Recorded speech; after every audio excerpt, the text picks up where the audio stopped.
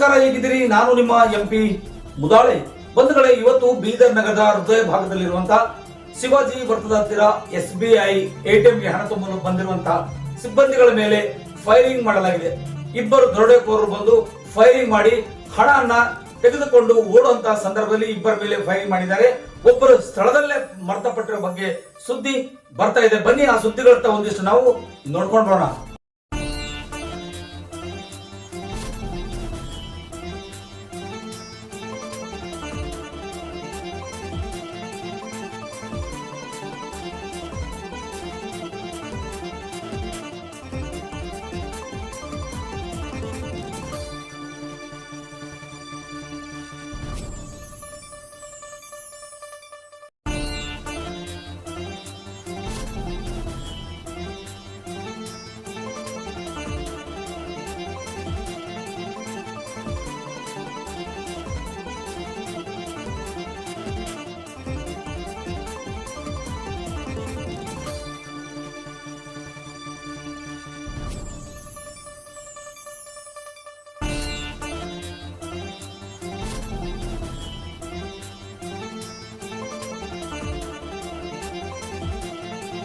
ಬೀದರ್ ನಗರದಲ್ಲಿ ಕೂಡ ಇಂತಹ ದರೋಡೆಕೋರರು ನುಗ್ಗಿದ್ದಾರೆ ಅಂತಕ್ಕಂಥ ಭಯ ಸಾರ್ವಜನಿಕರಲ್ಲಿ ಕಾಡ್ತಾ ಇದೆ. ಹಾಡು ಹಾಗಲೇ ATMಗೆ ಹಣ ತುಂಬಲು ಬಂದಂತಹ ವ್ಯಕ್ತಿ ಮೇಲೆ ಗುಂಡಿನ ಸುರುಮಳೆ ಮಾಡಿ ಆತನ ಅಲ್ಲೇ ಸಾವನ್ನಪ್ಪಿರ್ತಾನೆ.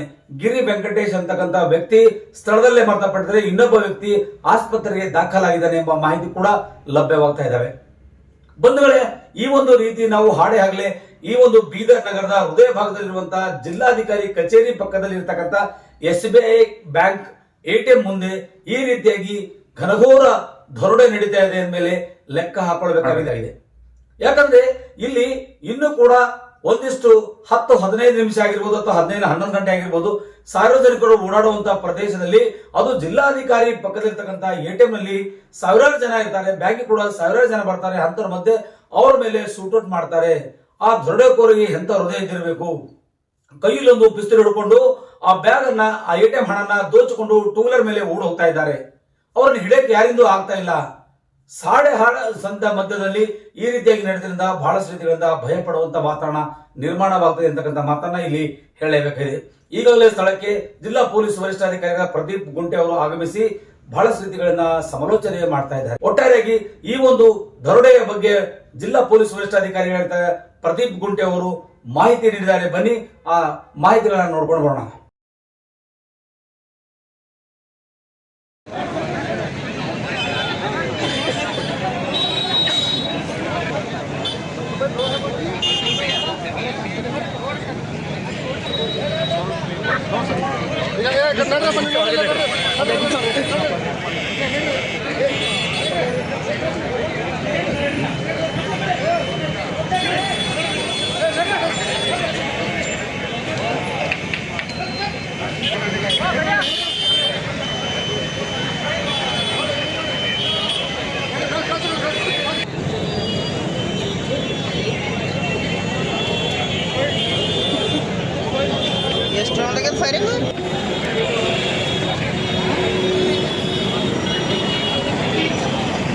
ಹಲೋ, ಹಾಂ ಹೇಳೋಣ. ಏನು ನಾನು ಹಚ್ತೀನಿ, ಕೆಲಸ ಮಾಡಿದ್ದೀನಿ, ನಾನೇ ಹಚ್ತೀನಿ.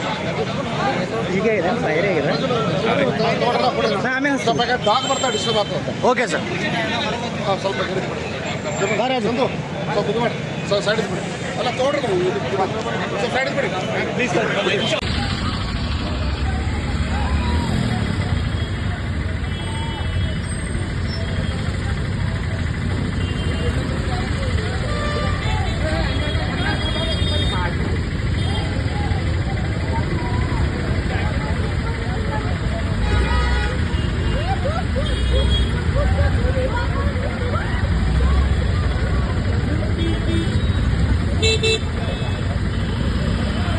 ಮೇನ್ ಬ್ರಾಂಚ್ ಎದುರುಗಡೆ ಒಂದು ರಾಬರಿ, ಮರ್ಡರ್. ಇಬ್ಬರು ಆರೋಪಿಗಳು ಬೈಕ್ ಮೇಲೆ ಬಂದು ಇಲ್ಲಿ ATM ವ್ಯಾನ್ಗೆ ದುಡ್ಡು ತುಂಬುತ್ತಾ ಇರುವಾಗ ಅವರ ಮೇಲೆ ದಾಳಿ ಮಾಡಿ ಫೈರಿಂಗ್ ಓಪನ್ ಮಾಡಿ ಒಬ್ಬರನ್ನ ಕೊಲೆ ಮಾಡಿರ್ತಾರೆ, ಇನ್ನೊಬ್ಬರನ್ನ ಗಾಯಗೊಂಡಿರ್ತಾರೆ.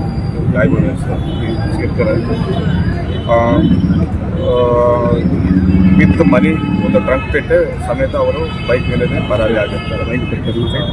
ತನಿಖೆ ಮುಂದುವರಿತಾ ಇದೆ. ಇನ್ನೊಬ್ಬರು ಇಂಜುರಿ ಆಗಿದ್ದಾರೆ ಹಾಸ್ಪಿಟಲ್. ಆ ಇಂಜುರಿಗೆ ಎಲ್ಲ ಗೊತ್ತಾಗ್ತದೆ. ತನಿಖೆ ಮಾಡಿದ್ದೀವಿ.